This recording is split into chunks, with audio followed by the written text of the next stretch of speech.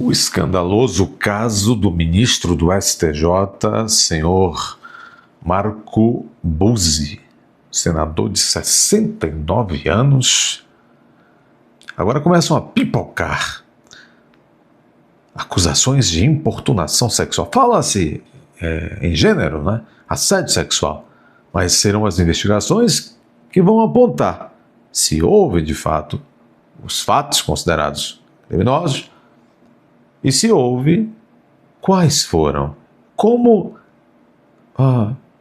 serão as molduras penais, as respostas da lei penal a esses fatos.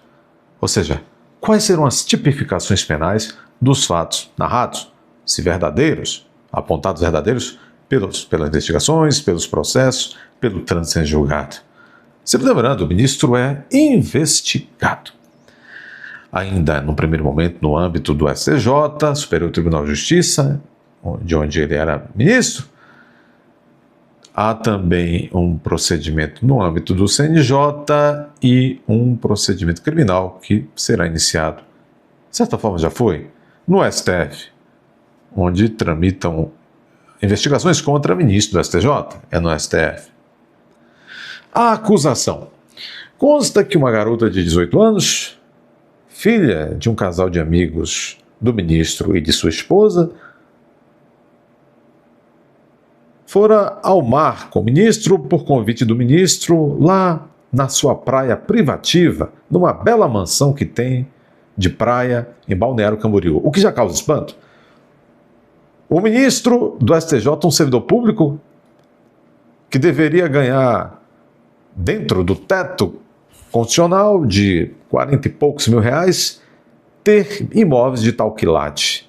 Porque esse sujeito que tem uma mansão daquela de praia, com a praia privativa em Balneário do Camboriú, é óbvio que os outros imóveis dele, sei lá, em São Paulo, em Brasília, também não são nada mal. Como é que ganhou tanto dinheiro o ministro? Bom, a garota acusa o ministro de tê-la, é isto mesmo, tentado coisas com ela ali na água.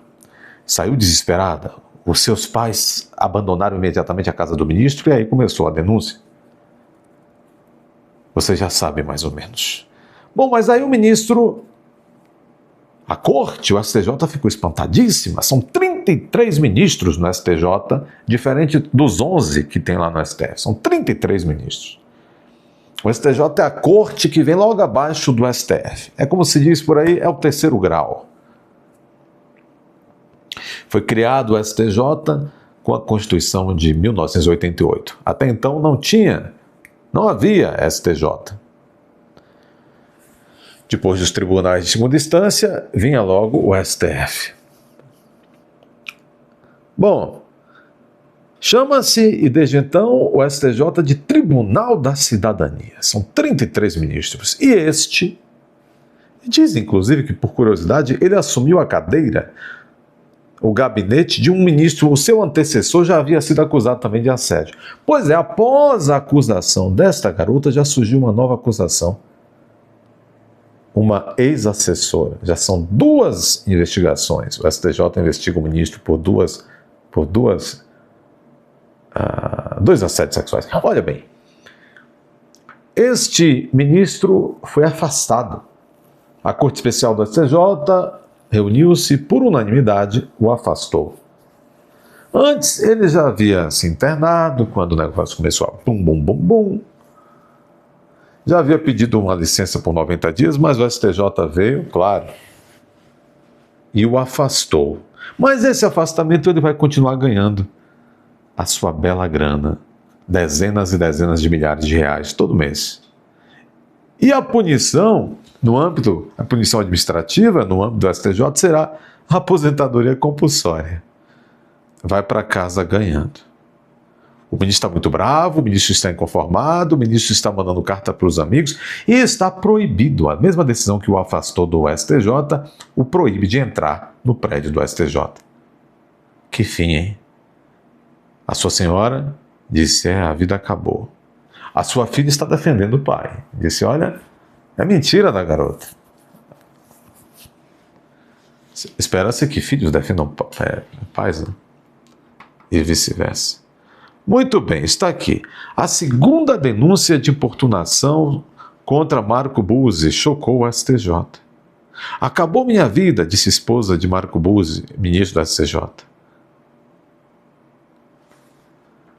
É isto. STJ, matéria aqui do Theo Cury. Acho engraçado esse nome, Theo Cury. Matéria da CNN. STJ, silêncio, perplexidade e indignação marcam sessão que afastou. Vai continuar a investigação, mas ele já está afastado. Ministros ouviram leitura de trechos de depoimentos das mulheres que acusam Marco Buzzi de tal. Reunião dos ministros durou 1h30. Ministros que participaram da sessão que culminou no afastamento de Marco Buzzi do STJ relatam reservadamente que o encontro foi marcado por silêncio da maioria dos magistrados, perplexidade e indignação. A sessão extraordinária foi convocada por Herman Benjamin, petista, presidente do tribunal, após uma nova vítima que trabalhava no gabinete de Buzzi acusar o ministro de aquilo, né? A decisão dos ministros foi tomada de maneira unânime no final da manhã e esvaziou o pedido de licença que havia sido apresentado por Buzzi minutos antes do início da sessão. O magistrado buscou renovar o pedido de afastamento, ampliando de 10 para 90 dias, mas foi afastado. A reunião durou 1h30. O ministro Francisco Falcão, que integra a comissão que conduz a sindicância contra Buzzi, tomou a palavra e leu aos presentes trechos de depoimentos das duas vítimas que acusam o ministro. O primeiro relato da jovem de 18 anos. O segundo, que sacramentou o afastamento de Buzzi, foi dado na segunda-feira ao ministro Mauro Campbell. Apareceu lá a moça aí, que é corregedor do... Agora, assim, ó, esse tipo de situação... Começa uma vítima, começa duas, três. Vocês querem apostar como vai aparecer? Não estou dizendo que é verdade, mas vai aparecer mais uma, duas, aí pelo menos vai ficar umas 4, 5, vai aparecer outras supostas vítimas. O ministro era todo direito para a defesa devido ao processo legal. Não devemos aqui também adiantar, dizer que não estamos prejulgando. Os fatos são aparentemente muito graves.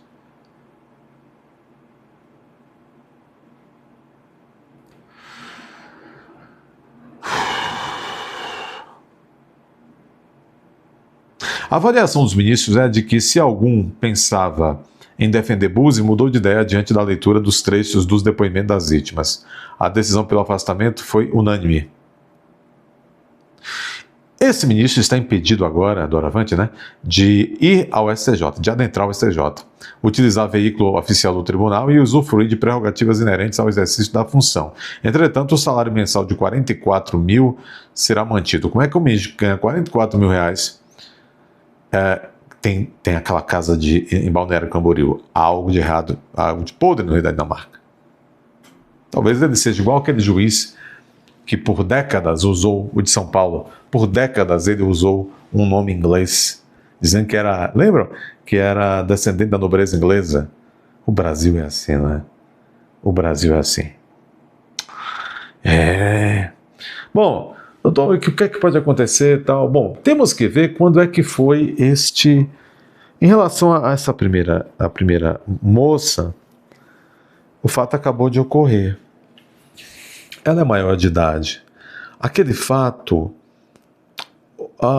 não há assim, a princípio não há prova além da palavra da vítima. Há a palavra dele que vai dizer que não, a palavra da vítima que vai dizer que sim. Agora, eu confesso que até esse tempo, pelo menos até onde eu sei, não foi feito exame de corpo de delito físico, né? Então, talvez até porque, ou tenha feito, provavelmente fizeram o exame de corpo de delito, já que a garota se apresentou imediatamente numa delegacia de São Paulo, embora recomendou-se que ela fosse imediatamente para Brasília, porque lá é onde no STF se investiga e julga ministro do STJ. Talvez tenham feito o exame de corpo de delito, mas não na perícia física, então não tenham encontrado vestígios, mas talvez tenham encontrado algum vestígio. Vamos ver. Bom, na ausência de testemunhas, na ausência de outras provas, provas documentais e na ausência de provas científicas como o corpo de delito físico, é possível a perícia psicológica. Essa garota pode ter sido ouvida para se aferir melhor ali as circunstâncias. Ora, agora eu vou dizer uma coisa a vocês. O STF, o STF também, né? O judiciário, principalmente os tribunais superiores, estão em crise moral. Se não estivessem em crise moral, esses ministros não teriam a coragem de ter afastado desse sujeito, não, porque é a palavra da vítima contra a palavra dele. Mas é grave a situação, é muito grave. E já surge agora a suposta segunda vítima. Não se sabe quando ocorreu o fato. Talvez já tenha até se operado a prescrição em relação a essa ex-assessora. Talvez não. Prescrição do quê? Porque serão justamente as investigações que vão apontar que tipo de suposta infração penal ocorreu ali. Ocorreu o quê? Uma importunação que tem pena de 1 a 5 anos de reclusão? E aí, se esse fato ocorreu o quê? Ocorreu uma tentativa de estupro, nós não podemos falar a palavra, ocorreu um estupro consumado. É uma gradação, importunação sexo 1 a 5 anos. Né? Aí vem a importunação sexual, artigo 215A do Código Penal. Aí vem com pena de 1 a 5 anos. Aí vem, depende também, viu? Porque pode ter sido em crime continuado, etc. Aí o negócio vai ficando mais grave. Mas pode ter sido também no caso da moça de Balneário de Camboriú, pode-se entender que não houve uma mera importunação sexual, houve uma tentativa de estupro. E aí, artigo 213 do Código Penal, aí a pena já é um pouco maior. Mas pode ter sido até um estupro consumado, aí maior. Vamos ver. De qualquer sorte, ou de qualquer azar, é lamentável. Está acontecendo essas coisas no judiciário. Se tem uma instituição no país que está em crise e precisa de uma DR, de uma reformulação, é o judiciário. É o judiciário. Que coisa, hein? O Ministério Público também. Olha, vocês querem ver uma coisa? Agora, vocês sabem que o Flávio Dino está fazendo uma mise-en-scène, uma jogada, uma cena, com esse negócio de dando canetada e tirando penduricalhos dos 3 poderes. Mas é uma mise-en-scène, porque quem vai dar a última palavra é Lula. E Lula só vai mexer nisso daqui a pouco, daqui mais a pouco. É uma mise-en-scène. Diz que é um cara de trouxa, dizendo, Flávio Dino é caçador de marajá. Imagine. Vai lá no Maranhão ver como o Flávio Dino caçou marajá. Só que não, né? Ai.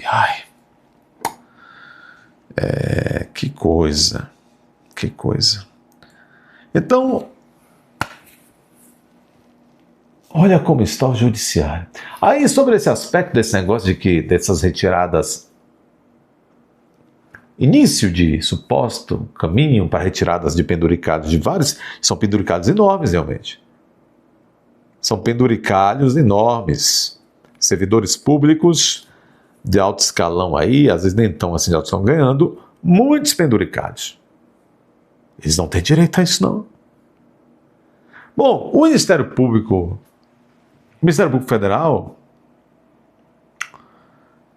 está deixando a coisa correr solta no Brasil. Aquilo, muita coisa que a cidadania precisa, que os vulneráveis precisam, o Ministério Público está nem aí. Mas dizem que agora, com a possível retirada de penduricalhos deles, do Ministério Público Federal, se reuniram rapidinho com o Paulo Gonetti, que é o PGR, né? Para de não, mantenha nossos penduricalhos. Que horror, que escárnio. Olha, o Ministério Público também está em crise, viu? Crise profunda. E a OAB, a minha classe, também está em crise. Que tristeza. Deixa, por favor, o seu like. Por gentileza, compartilhe este vídeo. Comente. Vamos comentando muito. Inscreva-se. Deixe o seu like aí.